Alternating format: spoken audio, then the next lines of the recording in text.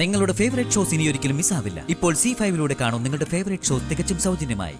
ഇവളുടെ കഴുത്തിൽ നീ താലി കെട്ടിയതല്ലേ ഇപ്പൊ ഇവിടുത്തെ പ്രശ്നം. അത് ഞാൻ തന്നെ പൊട്ടിച്ചു തരാം. നീ എന്റെ കൂടെ വരികയും ചെയ്യും.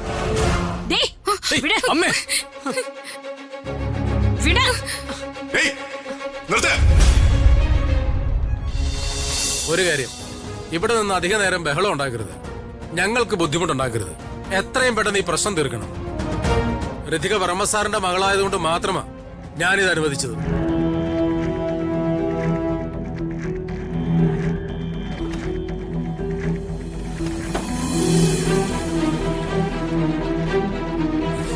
ഋതിക മേഡം, എന്താ ഇതൊക്കെ? രാജു, അമ്മേ, ഇവള് വെറുതെ വിടരുത്. നമ്മൾ തീരുമാനിച്ച വിവാഹം ഇവള് മുടക്കുമെന്ന് വെല്ലുവിളിച്ചപ്പോ ഇവള് ഇത്രയ്ക്ക് മുതിരുമെന്ന് ഞാൻ വിചാരിച്ചില്ല. ഋതികേ, ഈ വിവാഹം ഞാൻ അംഗീകരിക്കില്ല.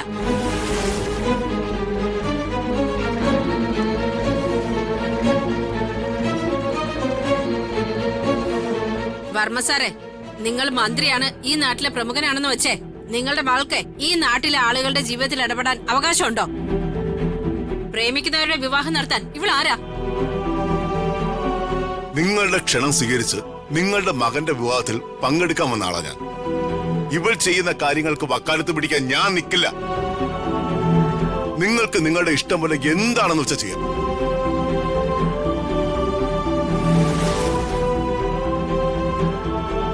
പറഞ്ഞത് കേട്ടില്ലേ?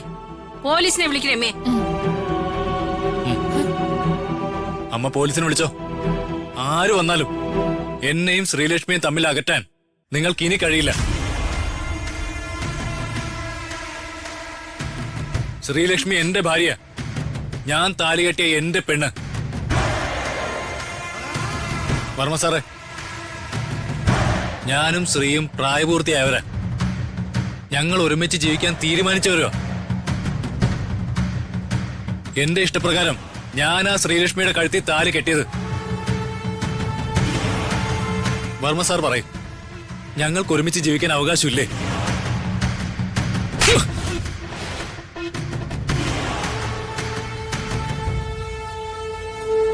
എങ്ങനെയാടാ നീ വളർന്ന് വലിയ ആളായത്?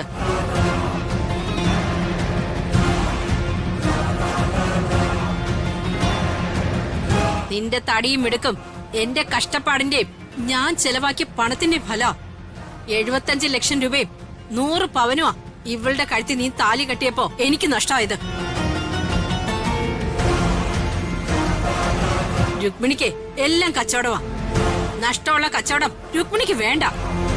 ഇവളുടെ കഴുത്തിൽ നീ താലി കെട്ടിയതല്ലേ ഇപ്പൊ ഇവിടുത്തെ പ്രശ്നം. അത് ഞാൻ തന്നെ പൊട്ടിച്ചു തരാം. നീ എന്റെ കൂടെ വരികയും ചെയ്യും.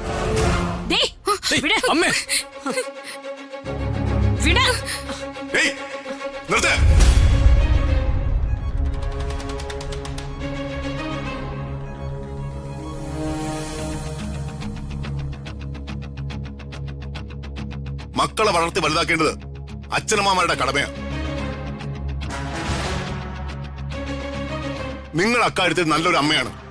പക്ഷെ ആ വളർത്തിയതിന്റെ കണക്ക് പറയുന്നത് അന്തസ്സിന് ചേരുന്ന കാര്യമല്ല. പിന്നെ നിങ്ങൾ പറഞ്ഞ 75 ലക്ഷത്തിന്റെയും സ്വർണത്തിന്റെയും കണക്ക്, അതിന്റെ പേര് സ്ത്രീധനം. അത് വാങ്ങുന്നതും വാങ്ങാൻ പ്രേരിപ്പിക്കുന്നതും നിയമവിരുദ്ധ.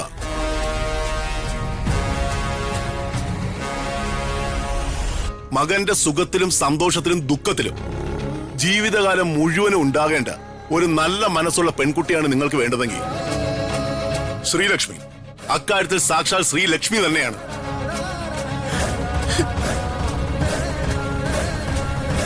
ഇവർ തമ്മിൽ നടന്ന വിവാഹം നിങ്ങൾക്ക് അംഗീകരിക്കാം, അംഗീകരിക്കാതിരിക്കാം.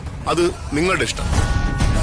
പക്ഷെ പ്രായപൂർത്തിയായ അവർക്ക് അവരുടെ ഇഷ്ടത്തിന് ജീവിക്കാനുള്ള അവകാശം നിഷേധിക്കാൻ നിങ്ങൾക്ക് റൈറ്റ്സ് ഇല്ല. പോലീസിനെ വേണമെങ്കിൽ ഞാൻ വിളിക്കാം. പക്ഷേ അതിൽ പ്രതിയാവുന്നതേ അവരായിരിക്കില്ല, നിങ്ങളായിരിക്കും.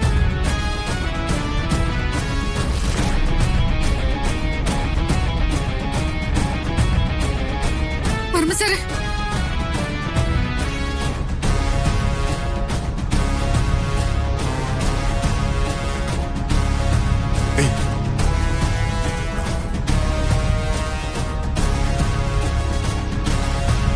വളർത്തി വലുതാക്കിയ രക്ഷിതാക്കളുടെ തീരുമാനത്തെ അവഗണിച്ച് സ്വന്തം ഇഷ്ടത്തിന് ജീവിക്കാൻ ഇറങ്ങിത്തിരിക്കുന്നത് തെറ്റാണെന്നോ ശരിയാണെന്നോ ഒന്നും ഞാൻ വാദിക്കുന്നില്ല.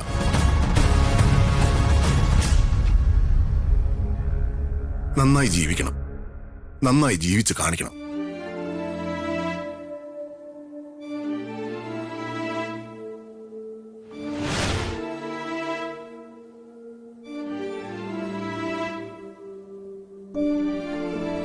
വാടി.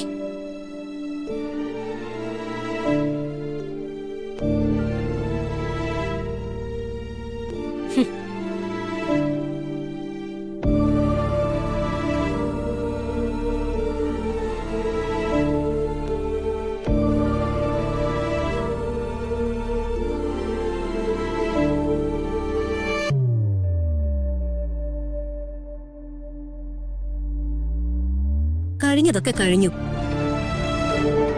അച്ഛൻ ഇങ്ങനെ ഒന്നും മിണ്ടാതിരുന്ന എങ്ങനെയാ? രാജു, നീയെങ്കിലും എന്തെങ്കിലും പറയേ. ഞാൻ എന്ത് പറയാനാ? എന്റെ അഭിപ്രായം ചോദിച്ചിട്ടാണോ നിങ്ങളിതൊക്കെ ചെയ്തേ? രാജുവേട്ടാ, വേണമെങ്കില് ഞങ്ങളോട് ക്ഷമിക്കണം. നിങ്ങളെയൊക്കെ ബുദ്ധിമുട്ടിച്ച് എല്ലാരെയും പ്രശ്നത്തിലാക്കി ഈ വിവാഹം നടത്തണമെന്ന് ഞാനും ശ്രീയും വിചാരിച്ചതല്ല. ഇന്നലെ രാത്രിയില് ശ്രീയോട് പോലും പറയാതെ ഈ നാട് വിട്ടു പോകാൻ ഞാൻ തീരുമാനിച്ചതാ. അതെ വേണമെങ്കിലേ, ഞാനാ ഹരീഷിനെ അതിൽ നിന്ന് പിന്തിരിപ്പിച്ചത്. ഞാൻ കാരണം നിശ്ചയിച്ചുറപ്പിച്ച ഇവരുടെ വിവാഹം മുടങ്ങിയത്. ഞാൻ കാരണം ഹരീഷിനും ശ്രീലക്ഷ്മിക്കും പിരിയേണ്ടി വരുമെന്ന് വന്നപ്പോ എന്റെ മുന്നില് ഇങ്ങനൊരു വഴിയെ തെളിഞ്ഞുള്ളൂ. നിങ്ങളോടൊക്കെ മറച്ചുവെച്ച് ഞാനെടുത്ത തീരുമാനം തെറ്റായി പോയെങ്കിൽ എന്നോട് ക്ഷമിക്കണം.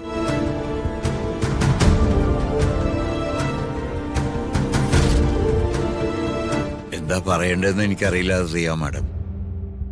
ഞങ്ങളുടെ 3 മക്കളുടെയും വിവാഹം നാട്ടു നടപ്പനുസരിച്ച് 4 ആളെ വിളിച്ചു വരുത്തി ശക്തിക്കൊത്തവണ്ണം നടത്തണമെന്നുണ്ടായിരുന്നു. പ്രിയയുടെ വിവാഹം ഞങ്ങൾക്ക് അങ്ങനെ നടത്താൻ പറ്റി. പക്ഷേ രാജുവിന്റെയും ശ്രീയുടെ കാര്യത്തില് അത് സാധിച്ചില്ലല്ലോ എന്ന് ഓർക്കുമ്പോ ഒരു വിഷമം. ഞാൻ ഹൃദയമാരത്തെ കുറ്റപ്പെടുത്തിയതൊന്നുമല്ല.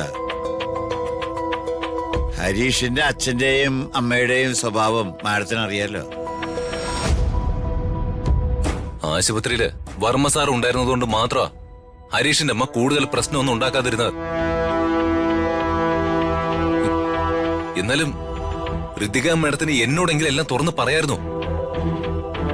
രാജുനോട് മാത്രമല്ല, വേണുങ്കളിനോടും രാധമ്മയോടും ഒക്കെ തുറന്നു പറയണമെന്ന് എനിക്കുണ്ടായിരുന്നു.